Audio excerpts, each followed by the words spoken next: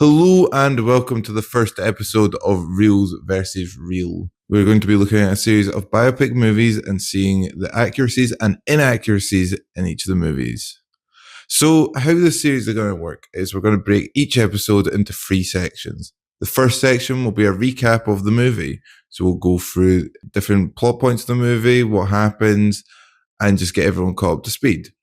And the second part will be more of a discussion where we look at what was accurate about the movie, what was inaccurate, different decisions that were made throughout filming, etc. Section 3 will be a review in which we give each movie a review out of 5 stars, and this will be based upon 3 criteria. These criteria are public reaction, accuracy, and engagement. So, without further ado, my name is Ryan, and let's get into the first episode of Real vs. Reels, which is going to be on Eddie the Eagle. Eddie the Eagle is a movie that was released in 2016.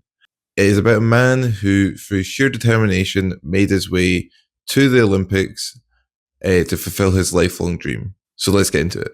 The movie starts off by showing us a young Eddie, determined to become an Olympic athlete. Over time, he discovers that he is not particularly gifted in any Olympic sports. This is also where we start to see his father discouraging him and suggesting that he gets a more practical job.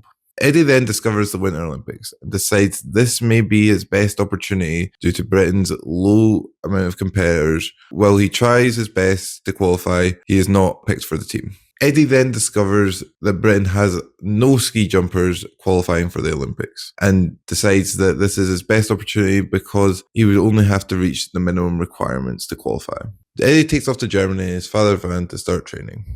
He there meets a coach called Bronson Perry, a washed-up American ski jumper. Bronson reluctantly agrees to help train Eddie and helps him with technique, courage, and discipline. He successfully reaches all the requirements to start jumping for the UK in the Olympics. Eddie arrives at the 1988 Winter Olympics in Canada. Other athletes start to mock him, but he is determined and begins to win people over with his personality. Eddie competes in the 70-meter ski jump and finishes dead last. He then decides to compete in the 90-meter ski jump. He ends it off by landing successfully and finishing dead last again, but becoming one of the crowd's favourites. In the Olympic closing speech, he is praised for his courage and perseverance and becomes a symbol of never giving up, even without winning. Now that we've had a quick recap of the movie, we're going to have a deeper dive into the real story. In the process of making it biopic, it is expected that some liberties will be taken to make the story more satisfying for the viewers. While the movie Eddie the Eagle follows a true story about Eddie Edwards and his goal to become an Olympic athlete, it does make some changes throughout the story. Like the struggles he endured and the final result of the movie were all pretty truthful. But there were also a number of inaccuracies throughout the movie. And we're going to go over some of them in this section. The first creative liberty that the movie took that we're going to go over is the character of Bronson Perry. Eddie never had one singular trainer. He actually had a number of coaches that he used throughout his training.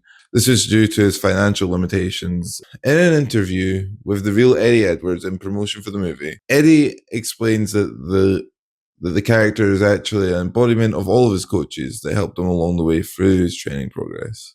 The next one is an unrealistic timeline. The film shows Eddie progressing through his training, going from small beginner jumps to almost Olympic level jumps in the span of a few months. In reality, this took a lot longer and was far more dangerous than is depicted in the movie. Another change that was made for the movie was the British Olympic Association. In the movie, it depicts them as almost an antagonist. They're used to help make the movie more dramatic and have almost a last minute push to try and stop Eddie from getting into the Olympics. While the Olympic Association were not particularly fond of Eddie competing and weren't very supportive of him, there was no last minute push to stop him from participating. There's also the picture of the other athletes in the movie where they quickly go from mocking Eddie and disrespecting him completely and taking him as a joke. And then they change their opinions as soon as he finishes competing and he gains their respect. But in reality, he wasn't as universally embraced in such a dramatic way. There was also the change of Eddie's father, who was depicted from the very beginning of the movie as unsupportive and negative towards Eddie's goals. Well, in real life, Eddie's dad was actually massively supportive of the real Eddie. And in an interview with the real Eddie in promotion for the movie, Eddie speaks about how his dad was one of his biggest supporters and actually bought him his van that he lived in for a period whilst he was training. Now we're going to get into the review section of the video, where I'm going to give my thoughts on the movie and we're going to rank it based on the criteria that we established at the beginning. Overall, I enjoyed the movie. It was a fun and inspiring movie that showcased what a person's own determination and focus can achieve. I really did enjoy the character's endless optimism and silly nature, while other things such as the way that the dad was depicted as being almost an antagonist for Eddie, I didn't enjoy as much. However, I did feel that it enhanced the story and added another level of emotional depth to the movie. Combining all of his coaches into one did feel a bit off to me, as it really kind of downplayed the struggles that Eddie would have went through trying to find people to help teach him. But overall, I did enjoy the character that they ended up creating. So now we're going to take a look through the criteria that we established at the beginning of the video. We're going to give each of them a rating out of 5. So for accuracy, as mentioned earlier, well, the movie is based upon real events. It does make several changes that are there to add drama and more stakes to the movie. Some are good, some are bad, but overall the movie was still very enjoyable. So for accuracy, I'm going to give it a 2 out of 5. Now for the movie's public reception. It was very well received in UK box offices, earning around 12.8 million in the UK and 46.1 million worldwide. It was not a major blockbuster hit, but was very well received regardless. So for public reception, I'm going to give it a 4 out of 5. And lastly, we're going to look at engagement. So the film doesn't make many stylistic choices to help with the engagement.